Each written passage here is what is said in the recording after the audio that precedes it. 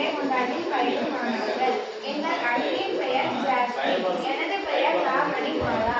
எனது பெயர் சுபாஷினி. எனது பெயர் பா ராஜலட்சுமி. எனது பெயர் ராமகிதா செல்வி. எனது பெயர் மு முருகேசன். வாழ்க்கை என்பது ஒரு இனிமையான பயணம். அந்த பயணம் இனிமையாகவே தொடர வேண்டும் நாம் சில சட்ட விதிகளை பின்பற்ற வேண்டும்.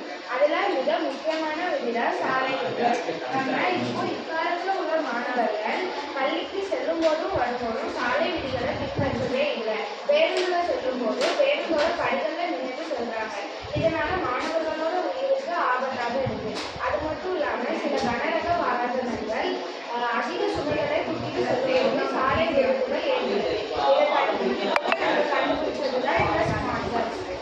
இந்த பஸ் பேர் வந்து இன்னோவேட்டிவ் ஸ்மார்ட் பஸ். இந்த பஸ்ல வந்து என்ன அப்படின்னா சாதாரண பஸ்ஸையும் இந்த பஸ்ஸையும் பார்த்தோம்னா சாதாரண பஸ்ல படிக்கட்டுல வந்து நின்றுட்டு மாணவர்கள்